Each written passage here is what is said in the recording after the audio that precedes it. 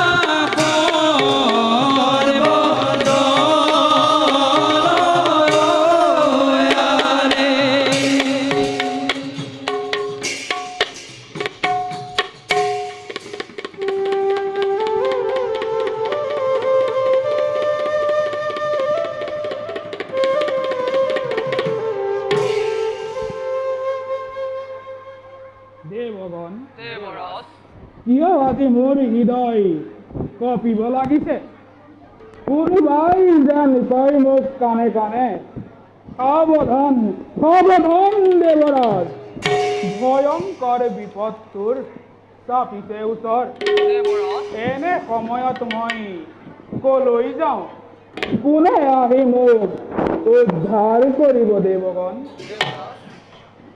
দেৱৰাজ কিয় কৰে চিন্তাও কৰে কোন এনে বিদ্যবান জন্মিছে ধাৰত যিয়ে আক্ৰমণ কৰিব সেই অমৰাৱতীপুৰত আৰু থাকোঁতে জীয়াই এই দেৱগণ সহ তাত কোনো ভয় নাই সেই শত্ৰুৰ বাবে দেৱগণ দেৱৰাজ জানো মই তোমালোকৰ বিক্ৰম তথাপিতো মোৰ মনত হৈছে সন্দেহ যদি আহে দৈত্য উজানত স্বৰ্গ ৰাজ্য আক্ৰমণৰ হেতু কিদৰে ৰক্ষা কৰিম মই এই অমৰাৱতীপুৰ দেৱগণ পিতা থাকোঁতে জীৱিততেই জয়ন্ত কুমাৰ ইমান সহজ নোৱাৰে পখিব শত্ৰুৱে অমৰাৱতীপুৰে থাকিম মই নিজে মক্ষদ্বাৰত বৃথা চিন্তা দেৱৰাজ দেৱতাৰ কপালত যি লিখা আছে তাক কোনে কৰিব ভাবি চাওক দেৱৰাজ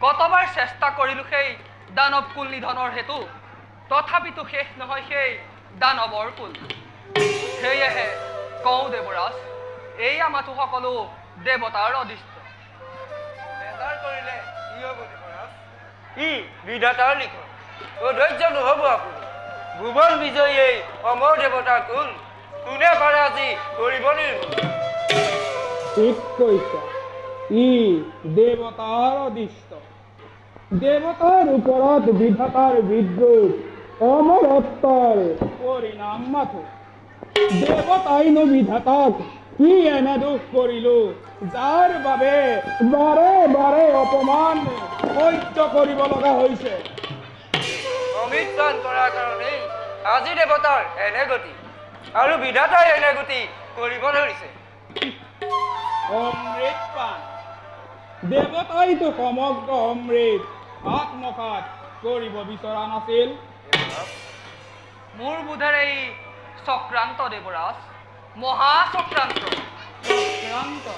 মহাচক্ৰান্ত দেৱতাক আজি অমৃত খুৱাই অমৰ কৰি দিছে মাথো দোষ আৰু শান্তিৰ পৰিৱৰ্তে দিছে মাথো অশান্তি দেৱগণ যদি দেৱতা আজি অমৰ নহলহেঁতেন তেন্তে পদে পদে অপমান ভোগ কৰিবলগীয়া নহলহেঁতেন আমি।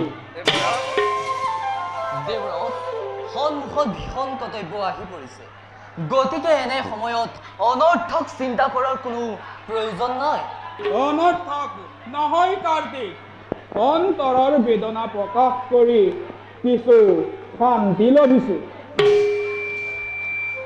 এই শান্তি নহয় দেৱৰাজ, শত্ৰু সৈন্য প্ৰৱেশিছে এই অমৰাৱতীপুৰে। যদি এনে সময়ত হাত সাৱটি বহি থকা হয় তেন্তে দেৱতাৰ নাম চিৰদিনৰ বাবে লুপ্ত হৈ যাব দেৱৰাজ। কিয়দিন চিৰকাল লোপ পাবলৈ? এইবাৰ পাপিষ্ঠ উদাহকক বজ্ৰৰ দ্বাৰা খণ্ড খণ্ড কৰি তাৰ মাংস টুকুৰা টুকুৰ কৰি শিয়াল কুকুৰক আহাৰ দিম, আৰু তেতিয়াই বুজিব এই বাসৱ কোন। বাৰে বাৰে দানৱৰ প্ৰতাপ বাঢ়ি গৈছে, এইবাৰ তাহাঁতক ভালদৰে দিম প্ৰতিশোধ। এইটো দেৱৰাজৰ মুখত উচিত বাণী। ইয়াৰ লগতে সকলো সাজু হোৱা দেৱগণ, নিজৰ জন্মভূমিৰ কাৰণে ভয় নকৰিবা। এইবাৰ ভালদৰে প্ৰতিশোধ দিম সেই দুষ্ট দানৱক। তেন্তে দেৱগণ, বল আকাও সকলোটি যুদ্ধৰ বাবে সংগই প্ৰস্তুত। বলো দেৱৰাজ।